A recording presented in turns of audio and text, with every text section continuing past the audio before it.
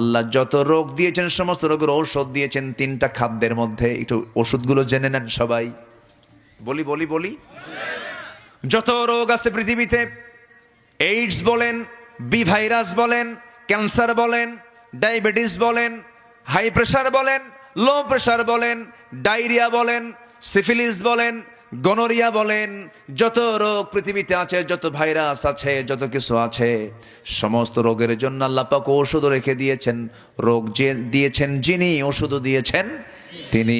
ওষুধ আছে, এর মধ্যে শ্রেষ্ঠ ওষুধ হলো তিনটা। একটা হলো চারটা, একটা হলো জমজম। একটা কি? জমজম। সেই পানিটা কোথায় পাওয়া যায়? কোন জায়গায়? সৌদি আরব তো অনেক বড়, বলেন কোথায়? কাবা শরীফের সামনে সেই কূপটা। কাবা শরীফের সামনে সেই কূপটা। এই কূপ হলো আশ্চর্য কূপ। দুনিয়ার সমস্ত পানির ভিতরে কম বেশি জীবাণু পাওয়া যায়, কিন্তু জমজম কূপের পানিটা এমন ফ্রেশ পানি, মিনারেল ওয়াটার ফেল। পৃথিবীর সমস্ত পানিগুলো ফেল, এমন পানি এটা আল্লাহ রাব্বুল আলামিন দিয়েছেন। এই পানি পান করলে শুধু তৃষ্ণা নিবারণ হয় না, ক্ষুধাও নিবারণ হয়ে যায়। 2015 সালের দিকে আমি হজে গিয়েছিলাম, সেকেন্ড টাইম। প্রথম হজ করেছি 2009 সালে। হ্যাঁ, 2015 সালে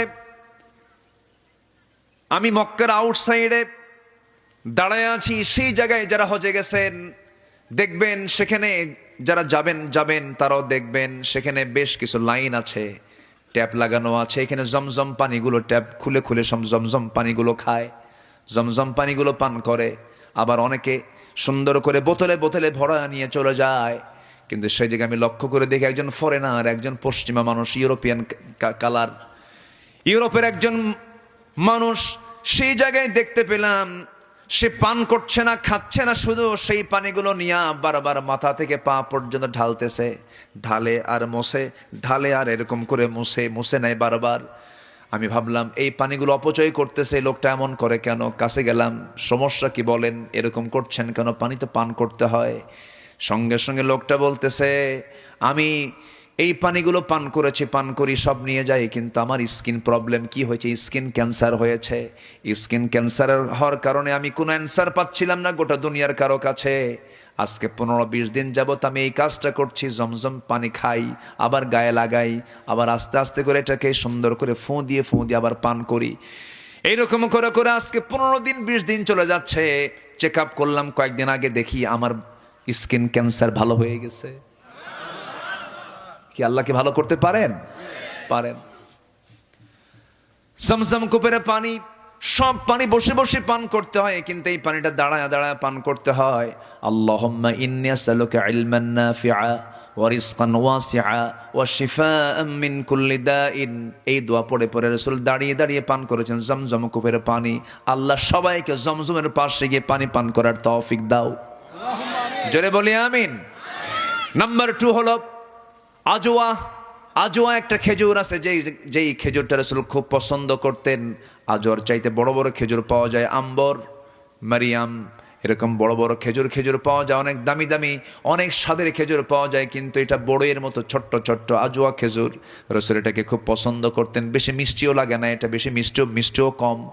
কিন্তু এই আজওয়া খেজুরের ব্যাপারে রাসূল বলেছেন, যদি কোনো বান্দা প্রত্যেক সকালবেলা 7টা করে খেজুর এটা খেতে পারে খালি পেটে, পরপর 7 দিন যদি খায় 49 খেজুর খেলে পরে একমাত্র মৃত্যু, রোগ ছাড়া সকল প্রকার অনিষ্ট হতে গেলে আল্লাহ রাব্বুল আলামিন তাকে বাঁচায়া দেন। ওষুধ আছে না নাই? আচ্ছা।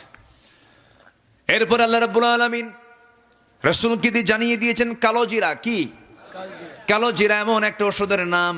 এই কালো জিরা পান করলে, কালো জিরা খেলে পরে সব ধরনের রোগ আল্লাহ পাক এর মধ্যে রোগের ওষুধ রেখে দিয়েছেন। আর আরেকটা স্পেশাল একটা পানীয় দিয়েছেন, স্পেশাল একটা অফার দিয়েছেন, শরাব দিয়েছেন, সেটা হচ্ছে মধু।